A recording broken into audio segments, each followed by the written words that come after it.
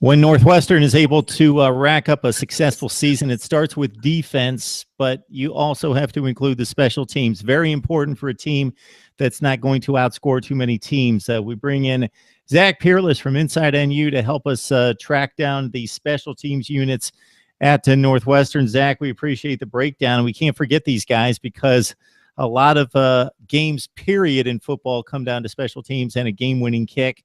For Northwestern in particular, a number of times in close Big Ten games. It starts here with Jack Mitchell, hit 18 of 27, so not entirely consistent, missed 3 PATs, but he was able to come through in the clutch a number of times.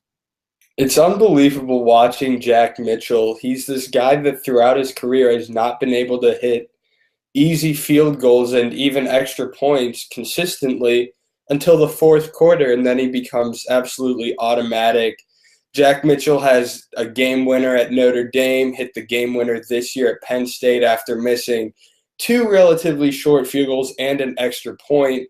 That's kind of been the epitome of his career. He hits clutch kicks, and he's rarely at fault when Northwestern loses, and then he often is able to play hero when they win. Inconsistent, but again, if you have a guy that's going to win you the football game at some point, it's almost like, yeah, I expected him to miss these 2 close field goals and then hit a long game winner. It's not a bad if you're going to miss some kicks, to miss them at the right times, if there is a right time, but when it's 7-3 in the first quarter, rather than when you're facing a 21-20 situation against Penn State and you got to come through with 3 seconds left. He hit 14 of 18 the year before, and you mentioned the propensity to miss the extra points, which in today's football almost never happens for a decent kicker. He's missed 5 in 2 years. Your punter's back in Hunter Niswander.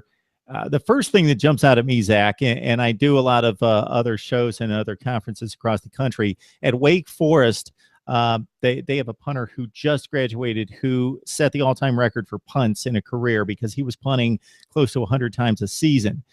85 is pretty high, too. 85 is really high. Now, I'll know that the offense has done better if he can knock that down to about 60. A decent offense usually gets their punter out there about 60 times. So 85 punts for Niswander, and not the best statistics in regards to yards per attempt. Yeah, Hunter Niswander does not kick the ball very far. I guess it comes down to that. What he's bailed out by, though, is his special teams units, which has been fantastic last year. Niswander only averages, less than 40 yards a punt is not very good. And you can argue like he gets good hang time on the ball, which he gets decent hang time on the ball. It's not like he hits a lot of low line drives, but he's a guy that does not kick the ball very far, and then was consistently bailed out by an exceptional special teams unit, last year that included guys that are all coming back. Warren Long, Keith Watkins, and Joe Jones were the 3 main tacklers on that special teams unit. He doesn't kick the ball very far, but he doesn't give up a lot of big returns. And I think while Northwestern would love 3 extra yards per punt or 4 extra yards per punt, a lot of fans are like, you know what? If it's not getting taken back to the house, then I'm all right with that. So let's talk about the speed in the return game. Solomon Vault, we talked about it before we hit the record button, 2 touchdowns on kickoff returns last season in 25 attempts, and they were both pretty critical. So the Penn State win was a one right at the wire, and he returned one against the Nittany Lions. And also in the big win, at the time you were an underdog on the road at Duke, trailing in the third quarter. He brought one back 98 yards against the Blue Devils. So Solomon Vault, definitely a weapon.